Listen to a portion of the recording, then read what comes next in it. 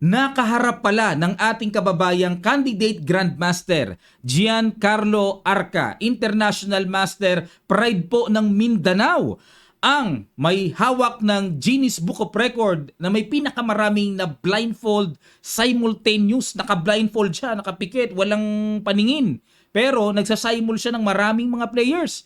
Walang iba kung hindi si Grandmaster Timur Gariev. Nagharap po sila sa finals ng Blitz section ng katatapos lang po na Bangkok Open 2026. Pagkatapos natin i-analyze, tingnan natin ang ranking. Pang-ilan ba si Gian sa top 16 na nag-round robin at may mga Pinoy po na sumali doon. Kabilang po si Biyaherong Chess Coach, naglaro doon mga kamatsas. Tingnan natin ang details niyan. Okay, pero bago yan mga kamatsas, ay sagutan natin ang puzzle.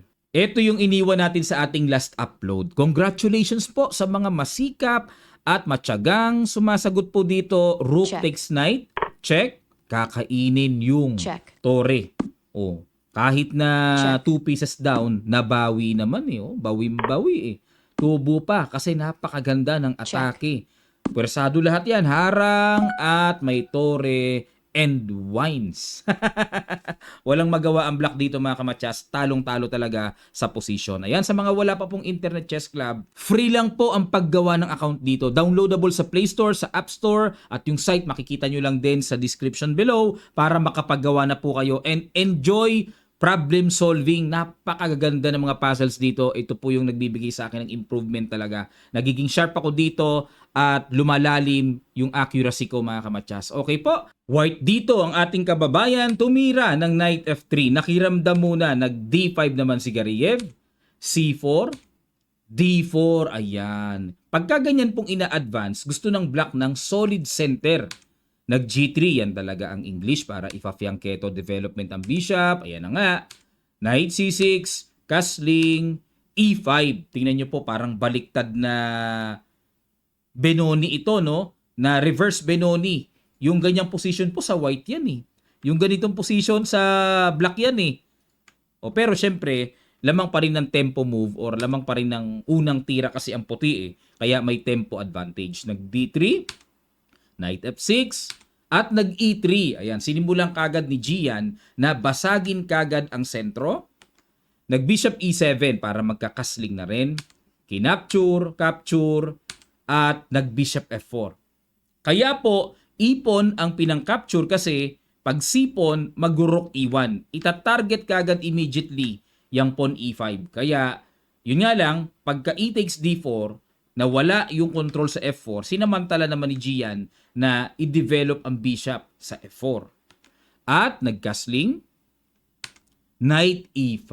Ayun, ano? Talagang ramdam na ramdam kay Gian na tinitake advantage niya talaga na lamang kasi siya sa tempo. So, inuunahan niya kagad ng atake at pressure. Ano? Kain. At nag-bishop G4. Ayan. Pagka ganyang diskarte po, masarap i-F3, di ba? Para mabarhan at may counter-attack pa. Yun nga lang, pinoprovoke talaga ng black, sinasadya talaga ng black na, or ini-invite talaga na ipa-F3 yan.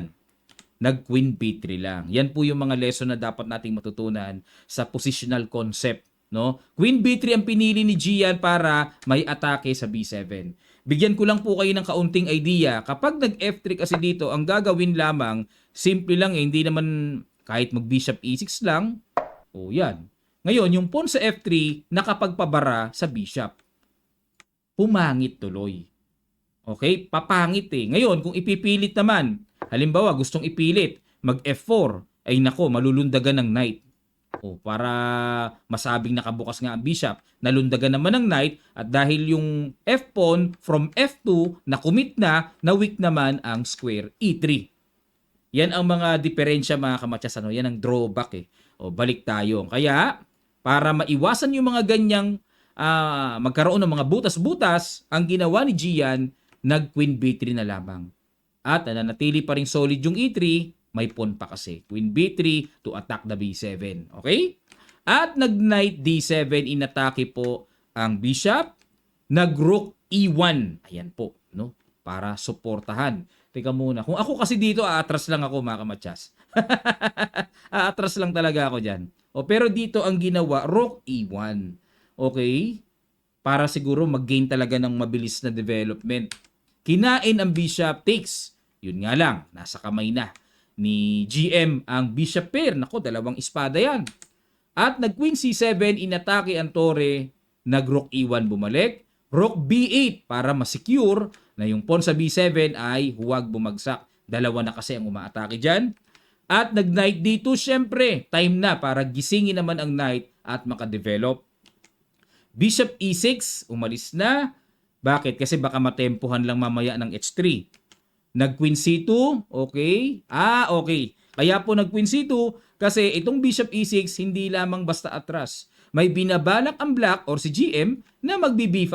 Ipe-pressure po ang c4 at may tore na ayan, naka-atake sa b-file papunta sa queen. Mape-pressure eh. Yan. Kaya dito, inilagan na kagad ni Gian para wag nang mangyari yon. Nag-A6 muna. Para pag B5 dito, ay talagang masabing solid talaga. Kasi dito po mga kamatyas, konting idea lang no sa pawn structure and positional concept. Pag nag-B5 po kasi, pwedeng capturing yan. At kapag nag-rook takes B5, titirahan lang po ng B3 at yung C4 ay talagang very very solid yan papunta sa knight. At isa pa, pag nag-rook C1, magkakaroon pa ng target ang white sa C5. Kaya hindi pwedeng basta-basta itulak ang B5 ng ganun-ganun lang. Magkakaroon po ng problema sa pawn at magkakaroon ng magandang positional advantage dito ang white. Okay? Yan. Yan ang mga laman na kailangan nating matutunan mga kamatyas. Kaya nag-A6 dito si GM para pag nag-B5 solid talaga. Nag-A4. Pinigilan naman ni Gian. Alam niya kasi na kapag nakapag-B5 dito, yan ay magiging daan para sa ikalalakas ng atake ng black. Kaya kailangan pigilan. In A4, nag-H6 muna. Okay? Ito na yung mga binibiling pang islug-islugan time. H6, pass. At extra pasingaw para wala na pong back rank weakness. At nag-rook E2. Yan Ang idea naman yan, mag-rook E1 battery para i-pressure. At pwede rin sa isang banda sacrifice ng exchange doon sa bishop. Kung ako nga po mga kamatyas, parang sa mga blitz-blitz ko, ginagawa ko, kinakapture ko yung bishop na yun feeling ko parang wala pa ring magawa dito yung black Pagka ganyan, tapos magbi-bishop h3, rook e1, tatargeting ko yon. Feeling ko playable ito. Yan, na-obserbahan ko yan at parang na-discover ko na effective yan mga kamatyas yung ganyang pa-quality down. Kasi sa mga blitz ko, yung mga napapanood nyo po, kalaro natin, GM, di ba, nahihirapan pagka kinakainan ko ng ganyan, hirap pa rin ng GM So, ibig sabihin, pwedeng i-apply yon. Pero dito, safe lang si Gian, ayaw niyang magpa-sacrifice exchange muna. Rook e2, nag-rook fd8. Ano plano niyan? Rook fd8. Yan, medyo questionable sa akin ito. Rook fe8 pwede pa Mas logical kasi sa e-file Dito kasi sa d8, ano ang purpose Barado naman ang pawn niya. Nag-rook ae1 at nag-bishop f8. Nag-h3. Kanya-kanyang kunat. Waiting. Iniintay ni Gian. Ano gagawin Nag-b5 na. Nainip na dito si GM Gariev. At kinapture. Ayun bad move Takes. Ayun mga kamatyas. Natumbukan dito ni Gian. Ang good move. Sige po. Pakiguess nyo. Gawin nyo pong puzzle. Sa ilang sandali lang. Tutuloy kagad natin. Start.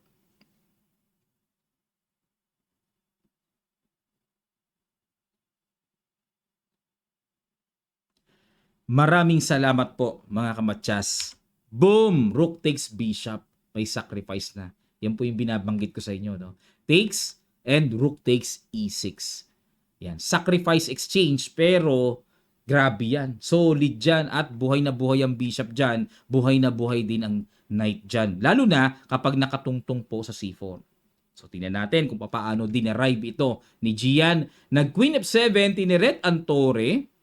Rook e2, atras muna. Bishop e7, knight c4. Yan ang gusto kong pwesto ng knight. Napaka-solid yan. Hindi mo basta-basta matitibag ang knight na yan. Solid yan. Nag-bishop f6 para maproteksyonan ang e5 square at dito po nag-h4. Yan. Okay? Ang question dito, paano naman idadrive ito ni Gian? Anong plano? More on planning kasi to mga kamatyas eh. Nag-rook B4, ayan na nga po. Sa pagkairita, nagbabalak na dito si Gariev na ibalik ang exchange advantage niya. Yung tore nakaambang kakainin yung knight. Kasi napaka-solid nga eh. Kailangan pong tanggalin yung knight na yan. Pero nag-bishop E4. Ano plano? Pag kinain itong knight, pawn lang po ang pangka-capture. Ano purpose ng bishop E4? Para walang push D3. Imagine, rook takes, may D3 kasi. May tulak na pang double yun eh. Yan, may pan double attack eh. 'Di ba? Kung may bishop, walang bisa yung D3. Kakainin lang ng bishop. Kontrolado po ang D3 square. Nag-king H8. Ayan, ilag lang. Kasi baka mamaya, tamaan ng light square bishop. Kaya nag-prophylactic muna, no? Prophylactic move. Nag-B3. Talagang sinemento na ng sinemento ni Gian ang knight niya kasi talagang nagbabadya talaga na ibabalik eh. Ngayon pag kinain yan, B takes lang. Solid pa rin for white. At nag-queen D7. Okay, naghahanap dito ng mga butas-butas. Pwedeng sa H3, pwedeng sa G4. Lalanding ang queen. Naghahanap po ng mga panggulo, no? Nag-knight D2 na. Okay, so knight D2, may atake sa C5, nag-rook B5, depensa muna, at nag-queen C4. Okay, para hindi mo na basta-basta makaalis ang knight, may hanging rook pa. At nag-rook A5, umilag. Okay, para susundot na rin ang mga check-check dyan sa ibaba. Nag-bishop F3 lang. Ang plano dito nakikita ko ay knight E4. Yung knight ililipat po sa E4. Nag-rook A1 check, king G2, at nag-rook A5 ulit para balikan ng depensa ang pawn C5 at nag-rook E4. Ayan pala plano. Hindi knight. Rook E4. Ano plano ni Gian dito? Baka gusto niya mag-bishop G4 at knight F3. O tingnan natin kung ano plano. Nag-rook F8. Ayun. Okay. Pressure sa F-file. At nag-bishop G4 na nga. Nag-queen B7. Ano plano niyan? Okay, wala pa naman. Knight F3. Ayun na nga. Nagkatotoo na nga yung planong sinasabi ko kanina na bishop G4 tapos knight F3. Yun nga lang, parang wala pang pupuntahan yung knight. Tingnan natin kung ano pang mga paparating na plano. Ayun, inatake po ang weak B3. Kahit pa paano kasi weak pa rin yan eh. Bishop E6, dinoble naman ang depensa. Ayaw ibigay ni Gian. At nag-queen C6. Grabe, no? Dito sa ganitong blitz time control, dapat matatag ka eh. Dapat may nerve control ka rin talaga eh. Bishop D5, inatake po ang queen. Ayun. At dito, kitang-kita po sa evaluation bar na nakuha ni Gian ang decisive advantage. 1.80 something ang naglalaro, no? 83, 85. O, ibig sabihin, malaking numerical value na rin po yon as decisive advantage sa computer engine. Nag-queen B6, okay, pila-pila lang sa B3, at nag-rook E6. Lumusob na si Gian. Nag-queen B8, knight D2. Ayan.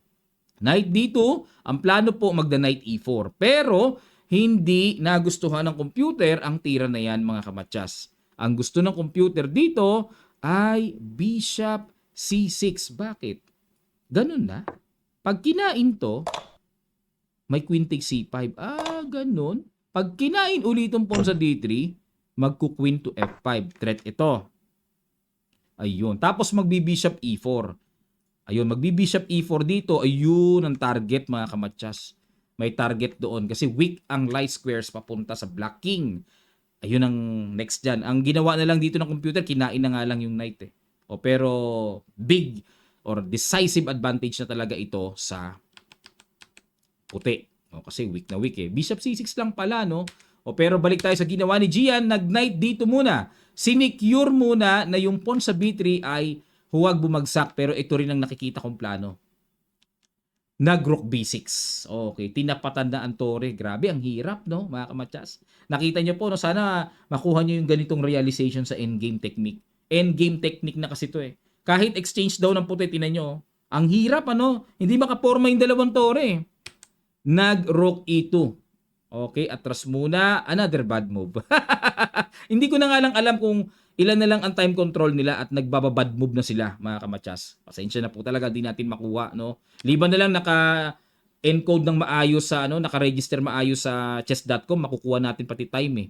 Dito kasi wala. Pag dinownload mo lang ang PGN, di natin makita yung time. Rook E2, Rook B4, Queen A6, Queen B6 hamon, iwas pa rin talaga, todo iwas. At nag-Queen D6, Bishop F3 ulit, Rook B8, Queen A5, Queen B6 hamon, atras uli si Gian, nag-G5. Aba, ramdam din kay Gariev na gusto niya magpilit. Oo, gusto niya magpilit kasi tinan nyo, tinake risk niya na yung shield ng king niya, pinang-atake niya. Kinain, kain, Knight C4, inatake ang queen. Bakit? Bigay yung laglag yung B3 ah. Kinain nga po yung B3 at umiwas uli si Gian. Para naman, ayun, may threat sa pawn C5, nakipagsabayan na si Gariev. Bahala ka dyan, parang ganon ano. At dito mga kamatsas, ayun lang. Ayun lang, mayroon pong malakas na tira dito mga kamatsas na hindi inaakala ni, okay, hindi pala natumbukan ni Gian. Ang ginawa ni Gian dito mga kamatsas, Knight E5. Yan, equal, no? Equal ang evaluation bar. 0.04 equal pa rin yan. Pero merong malakas dito. Pwede nyo pong maispatan mga kamatsas. Na-miss ni Gian yun eh. Sige po, ispatan nyo, sandalian nyo lang po. Pag nakita nyo yung tamang sagot, comment nyo sa section below. Okay, start.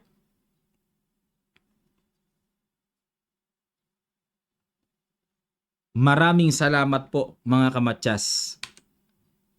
Bishop E4, yan ang tira. Yan ang tears na na-miss dito ni Gian. Threat ang queen at with a very strong threat, ayun, may queen H7. Matchas, queenless matchas. Pero teka muna mga kamatsas, parang may mga panggulo ano. Paano kung mag-rook takes F2? Ayun. Kasi pag rook takes F2, may queen takes E4. Pag king takes, parang may rook F8 check. Ako nakikita mga gulo-gulo eh, no? Tapos pag king E1, may mga check-check. Nakupog, ang gulo nun. Pero dito mga kamatsas, ito ang binibiling tira. May king H3 lang. Biruin nyo, sinacrifice na sa F2, king H3 lang, ang brilliant. Ang galing, ano? Oo, wala nang kasunod, oh. Nananatili pa rin, queen H7 is coming, and ayun, naka-threat ang queen. So, baka tendency nito, kainin na talaga eh. O, rook H2, abulin natin. Ang saya nito. Rook H2, pag kinain nga pala ng rook, ng king, kakainin yung tore with check pa. Diba? Naka-check pa, imagine. Kakainin na ng tore. Grabe to, no? Great continuation, ano? O, pag nag-queen takes E4, sabay, yun nga lang, may hanging rook na. Yun ang diferensya eh. Kung wala sanang hanging rook, maganda pa eh, yung black eh, no? Yun. So, dito po talagang wala na, overwhelming advantage, one rook up na eh. Sobra na yan. Sobra na po yan mga kamatsas. Okay, balik tayo. Grabe ano? Baka kaya hindi ginawa ni Gian to. Tingin ko nakita niya yung trick ng rook takes F2 eh. Tingin ko lang. Baka yan ang gumulo sa isip niya. Ewan ko lang ha. Pagka nagkausap kami ni Gian, dumating ang time. Sumasali naman si Gian sa mga kamatsas rapid tournaments natin. Tanungin ko siya, bakit siya hindi nag-bishop E4? Baka napansin niya may rook takes F2 eh. Yun nga lang, may king H3. Yun ang masarap sa chess eh, no? Okay, pero ang ginawa po ni Gian, nag-knight E5 siya eh. Yan ang pinantreat niya sa queen. At the same time, depensado yung bishop. Okay? At nag-queen H7, takbo. Nag-queen takes C5. Grabe, no? Grabe talaga yung king, oh. Delikado, itsura pa lang. D3, push. Nag-rook A2. Okay, pupunta rook A7 ang plano. Pero dito mga kamatsas, naka-equalize na si Gariev eh. Equal na evaluation bar. Oh. Kitang-kita, maliit nga lang evaluation bar natin. D2, naku po. Ito na yung paparating. Rook takes bishop and promote queen. Nag-rook A7. Talagang sabayan na. Sabayan na talaga. Nag-queen takes. Sinacrifice na. Yun lang. Yun lang kasi siguro nakita dito ni Gariev may rook takes bishop siya eh. Pero ang tamang tira daw po dito ay queen F5. Ayun, queen F5 pala ang tamang tira mga kamatsas. At queen takes rook. Queen takes A7. At dito, ay yun lang mga kamatsas, yun lang. Okay, pagka kaindyaan, nakalagay 1-0. Panalo na po yung ating kababayan. Bakit? Kasi kapag nag-rook takes, siguro ito plano, pag nag-rook takes, ito muna gagawin. May queen takes muna. Aangat. Di ba? Angat. Tapos may queen B7. Check. Ay, oo. Obligado aangat ang king no? Wala talagang ibang pupuntahan. Sabay queen B7 check. O di pagka gumanon, edi kain ito. May kain. O walang promote. Walang promotion. Ayun, naka-hold, na-control. Kaya nag-resign na pala si Grandmaster Gariev. Grabe mga kamatsas, no? Congrats sa ating kababayan, no? Pride of Mindanao, candidate Grandmaster, may GM norm na siya mga kamatsas eh. Ito po ang standing. Tingnan nyo po. Ayun, no? Oh, champion yung taga Vietnam. Out of 15 rounds, kasi 16 po sila eh. Pag round robin,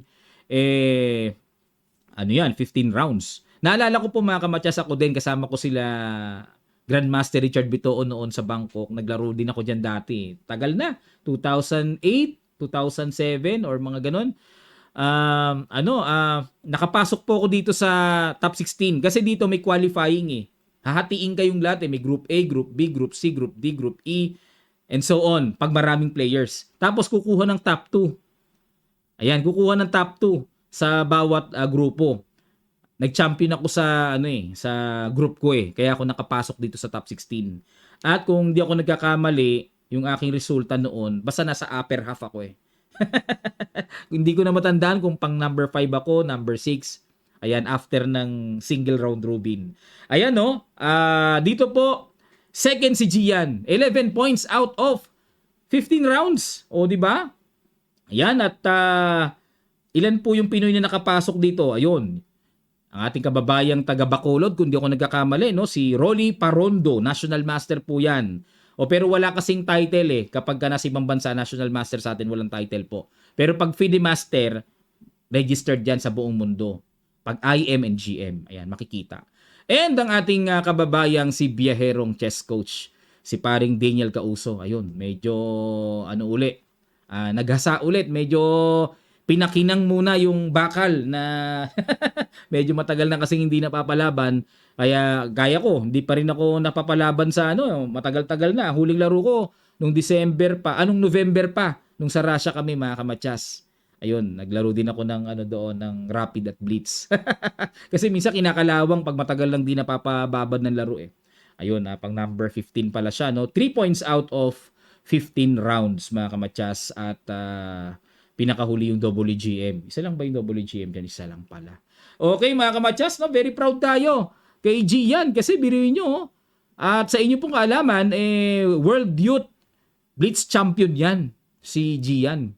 Kamuntik pa nga mag-champion pero malakas yung daw Kuong Duy niya. Kilala ko yung taga-Vietnam na yun. Naglaro yan sa ating AQ Prime Round Robin noon.